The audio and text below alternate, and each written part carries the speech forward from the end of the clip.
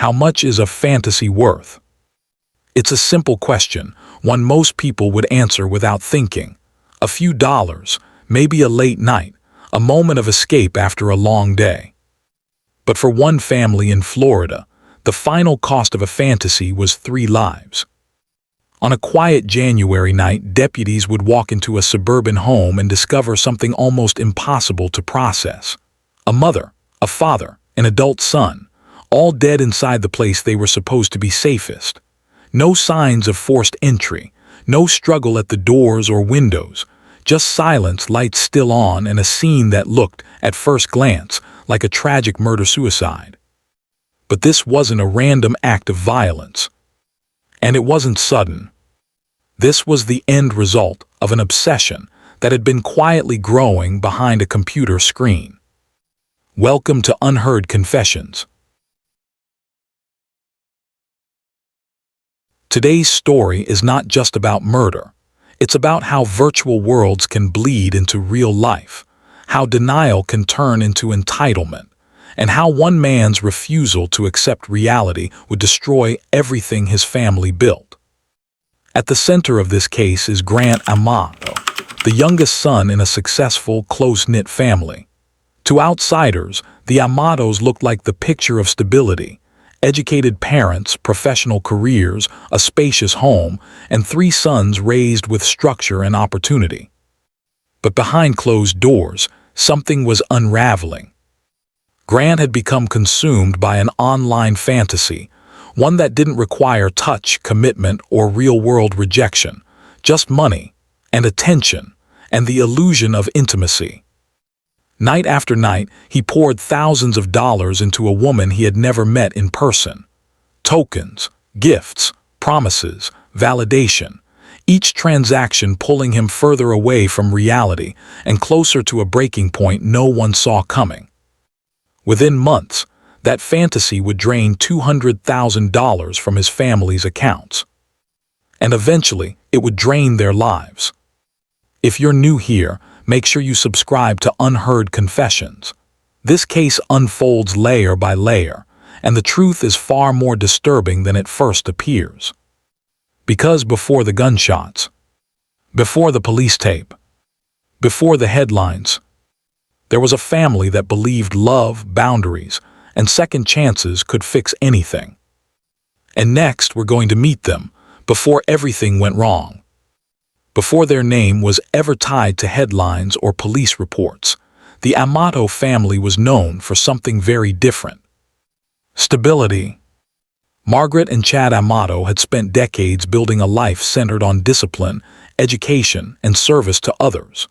Both held advanced degrees in healthcare, careers that demanded responsibility, empathy, and precision. Margaret rose to become a senior operations manager at a respected private clinic. Chad began as a clinical pharmacist before transitioning into software development, combining science with structure. Together, they created a life that was not just comfortable, but intentional. They lived in a spacious suburban home outside Orlando, complete with land, a stable, and horses they raised for leisure. It was the kind of environment that reflected long-term planning and quiet success. Nothing extravagant, nothing reckless, just earned stability. Their family story began in the mid-1980s when Margaret, already a young mother to a son named Jason, married Chad. Chad didn't treat Jason as stepfamily. He embraced him fully, raising him as his own. In 1988, they welcomed Cody. In 1989, Grant, the youngest, was born. The 3 brothers grew up close, not spoiled but supported. They understood early on that privileges came with expectations: good grades, respect, chores, and accountability.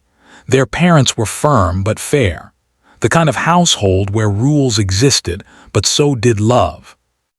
Jason, the oldest, eventually left for college and built a life of his own in another state. Even then, the bond never broke. He stayed close to his parents and brothers, always checking in. Cody and Grant, however, became inseparable. They attended the same schools, joined the same sports teams, and spent weekends at the shooting range with their father, who kept a well-secured firearm collection and emphasized safety above all else. Cody naturally excelled, while Grant struggled to keep pace, but Cody never left him behind. As the youngest, Grant often received extra care. He'd been frail as a child, frequently ill and more withdrawn than his brothers. Shy, quiet, more comfortable inside the family bubble than outside of it. And while that closeness once protected him, it would later hide just how far he was slipping. If you're following the story so far, tap like, because what looked like a strong foundation would soon begin to crack. Because as Grant grew older, the gap between him and his brothers widened. And the pressure to live up to the family name was about to collide with his inability to do so. Grant Amato didn't fall apart overnight. The cracks had been there for years, quiet, easy to overlook, and often explained away as growing pains. Unlike his brothers, Grant struggled with confidence. Social interaction didn't come naturally to him, especially with women. He was reserved, anxious, and deeply uncomfortable outside familiar environments. While Jason had moved on to independence and Cody thrived in both school and life, Grant lagged behind, constantly measuring himself against expectations he couldn't seem to meet. Still, the family believed in him. Both Cody and Grant enrolled at the University of Central Florida, pursuing nursing degrees before advancing into nurse anesthesia training. On paper, they were on the same path. In reality, their experiences couldn't have been more different. Cody excelled, earning praise, ranking among the top students in his class, and quickly building a reputation as dependable and skilled. Grant, on the other hand, barely scraped by.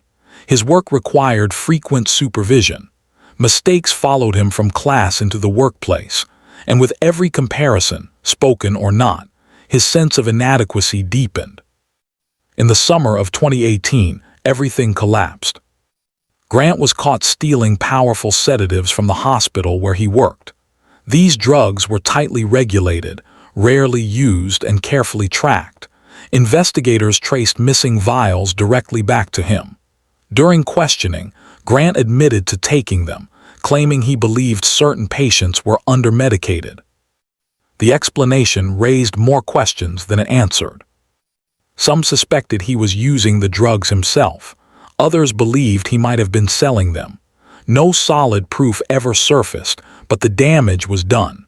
Grant was arrested, suspended, and eventually fired. The charges were later dropped, seemingly due to intervention from his parents. But professionally, Grant was finished. Now 29 years old, unemployed, and humiliated, he retreated completely inward. He moved back home and rarely left. Days blurred into nights, spent alone in his room with his computer glowing in the dark. His world shrank. Social interaction disappeared. Real-world responsibilities vanished. And in their place, Grant found something easier, something that didn't require confidence, charisma, or rejection. Online escape. He began spending hours on adult entertainment websites, chatting with webcam models who smiled on command and offered attention for a price.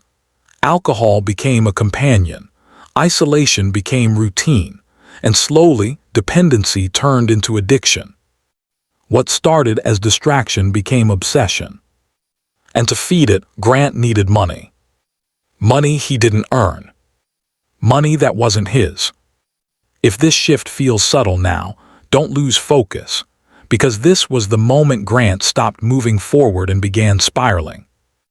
And next, we'll meet the woman on the screen who would become the center of his delusion, and the catalyst for everything that followed. It was on one of those late nights, alone, restless, and staring into the glow of his computer, that Grant Amato found her. Her name was Sylvie Vinces. Online, she simply went by Sylvie, a webcam performer from Bulgaria, confident, magnetic, and effortlessly captivating. To thousands of viewers, she was just another face on a screen. To Grant, she was something else entirely. From the very first session, he was hooked. Grant began returning night after night, paying 90 tokens for every minute of Sylvie's attention. To keep up, he purchased bundles of 5,000 tokens at a time, $600 per bundle, sometimes multiple times a day. The money flowed faster than he could track it. And soon, watching wasn't enough.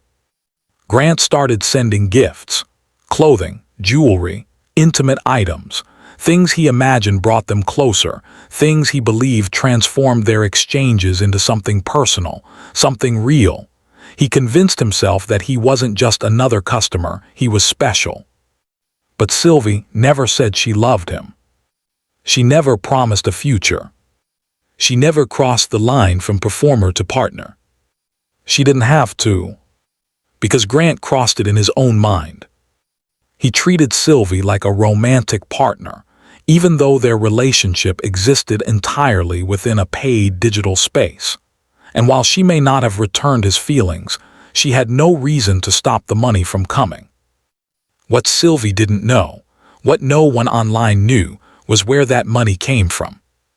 Within just 3 months, Grant had secretly drained nearly $200,000 from his family. Not just his parents' accounts, but his brother as well.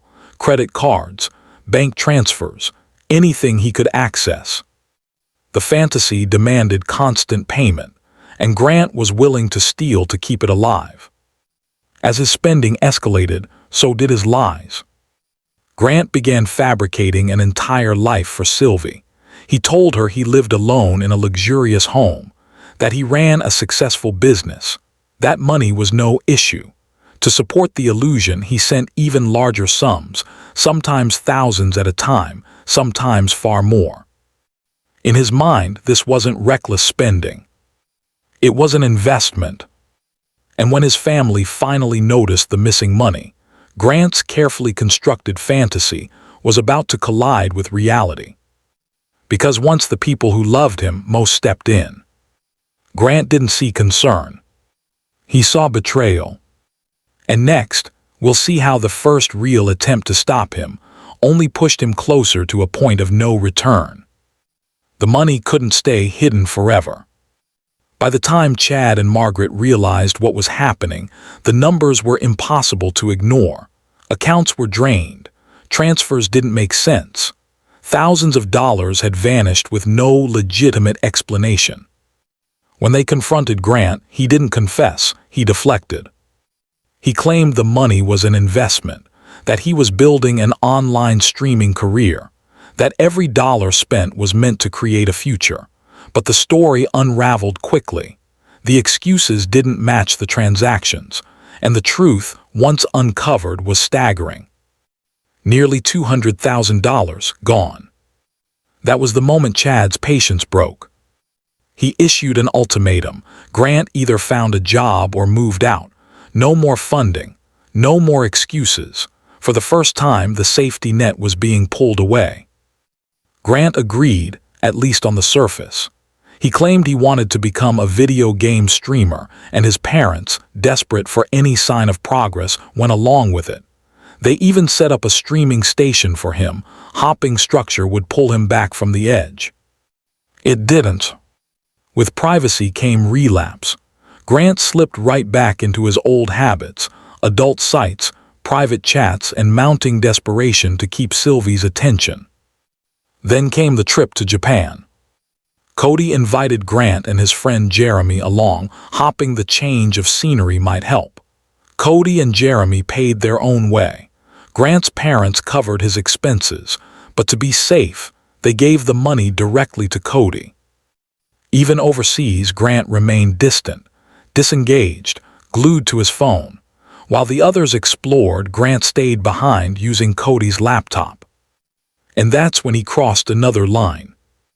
When Jeremy accidentally left his credit card in the hotel room, Grant seized the opportunity. He stole thousands of dollars, funneling the money into more private sessions with Sylvie. Jeremy would later assume it was fraud, never suspecting the betrayal came from someone he trusted. Back home, the walls were closing in. Grant's lies finally collapsed under their own weight. His parents searched his room and found vials of powerful drugs, which Grant claimed he used to cope. They cut off his financial access completely and made a decision they had avoided for months. Rehab. Faced with the loss of everything, Grant panicked. He threatened to end his life and fled the house in his car. He didn't go far, crashing into his aunt and uncle's fence before being taken in by sympathetic relatives. But even then, he couldn't stop. Within a day, Grant stole thousands more from them to send to Sylvie. When his aunt discovered the theft, the family begged her not to call the police. They promised to repay the money and handle Grant themselves. This was the last chance. Grant was brought home and given a final choice: enter rehab for his addictions or face jail. He chose rehab. But what his family didn't know was that while Grant was away, they would uncover something that changed everything. And when Grant returned early, the damage was already irreversible. Grant returned home on January 5, 2019, far earlier than expected. He had completed less than a quarter of his rehab program and was dismissed for noncompliance. Tearful and apologetic, he promised his parents he would change, find work, follow rules, rebuild trust. But there was a condition attached to that promise. He refused to return to treatment and warned that forcing him back would push him over the edge. Fear outweighed caution. Chad and Margaret gave their son one last chance. Grant's life was placed under strict control. No unrestricted computer access, a rigid daily schedule, closely monitored finances. They even helped him secure a part-time job at a grocery warehouse. For a short while, it looked like progress. He followed the rules. He showed up. Hope quietly returned to the house. Then came January 24th. Grant asked his mother for permission to use the laptop. Just briefly, he said. He wanted to check his email and look for better job opportunities. Margaret hesitated, then agreed. That moment changed everything. Grant's first move wasn't job searching. It was Sylvie. But when he tried to contact her, he discovered the truth. His parents had already reached out. They had told Sylvie everything: the lies, the stolen money, the addiction. To Grant, this wasn't concern or damage control. It was humiliation. The fantasy he had built, his identity, his escape, the one place he felt powerful, had been stripped away by the people closest to him. And in his mind, that betrayal was unforgivable. What followed was calculated. Grant knew his father kept the family's firearms locked in a safe. He also knew there was a separate handgun, loaded, stored in his parents' bedroom. That was the weapon he chose. Margaret was seated at the computer in the home office when Grant approached from behind. She never saw it coming. She never had a chance to react. Grant then waited. When Chad arrived home from work and stepped into the kitchen, Grant confronted him with the same cold resolve. There was no argument, no warning, no struggle. Two parents gone. But Grant wasn't finished. He had one more problem to solve. Cody. Using his father's phone, Grant sent urgent messages to his older brother, claiming something terrible had happened and begging him to come home immediately. Cody didn't hesitate. Alarmed, he left work early and rushed to the house. When Cody stepped inside and reached the bottom of the stairs, Grant opened fire. Even then, Grant's plan continued. He wiped the weapon clean, placed it in Cody's hand, and staged the scene to look like a murder-suicide. Then he gathered his belongings, downloaded videos of his online interactions, sent a message to Sylvie as if nothing had happened, and calmly drove away. If you need a moment here, take it. Because next, we'll walk through the discovery of the scene, and the single detail that told investigators this wasn't what it appeared to be. By the morning of January 25, 2019, something felt wrong. Cody Amato was known as dependable, meticulous, punctual, the kind of nurse who never missed a shift. So when he failed to show up for work without warning, concern spread quickly. A coworker contacted authorities in Seminole County, explaining that Cody had left work early the night before after receiving urgent messages from his father. Even more unsettling, he had forgotten to pick up his paycheck. That wasn't like him. Cody's girlfriend confirmed the last thing he told her. He was heading to his parents' house. He never came back. His phone had gone silent. Police were dispatched to the Amato family home. From the outside, everything looked normal. Cody's car sat in the driveway. Lights glowed inside the house. Doors and windows were locked. There were no signs of forced entry. Deputies knocked repeatedly. No answer. When they finally entered through the back door, the silence was overwhelming. Chad Amato lay on the kitchen floor, shot twice in the chest. Cody was found at the bottom of the staircase, bleeding heavily, a pistol near his hand. Margaret sat in the home office, slumped at her computer, as if she had simply fallen asleep. At first glance, it looked like a devastating murder-suicide. But one detail shattered that theory. Blood smeared on the front door showed it had been locked from the outside. The killer had left. Attention immediately turned to the only family member unaccounted for, Grant Amato. His car was gone. So was his laptop. Investigators issued an alert, and within a day, Grant was located at a roadside motel in Orange County. He was arrested without resistance. During interrogation, Grant denied everything. He painted his father as abusive, claimed his parents and brother were conspiring against him, insisted that Cody had killed their parents in a violent argument. But his story kept changing. Timelines didn't match. Details shifted. Evidence contradicted every version he offered. Investigators uncovered a bank transfer made after the murders, money moved using Chad's fingerprint. The truth was undeniable. Grant Amato was charged with 3 counts of first-degree murder. His trial began in July 2019. Witness after witness described a man consumed by addiction, entitlement, and deception. The jury deliberated for hours before delivering its verdict. Guilty on all counts. Grant Amato was sentenced to life in prison, without the possibility of parole. When asked about remorse, his response chilled the room. My family had already been blaming me for ruining their lives, so I might as well be blamed for this too. Chad, Margaret, and Cody Amato dedicated their lives to helping others, to healing, supporting, and protecting their family. Their story ended not because they failed, but because they gave too many chances. This case leaves us with an uncomfortable question. Was addiction the cause, or just the excuse? Let me know your thoughts in the comments. If this story stayed with you, subscribe to Unheard Confessions. We tell the stories that refuse to stay buried. Until next time, stay sharp and stay vigilant.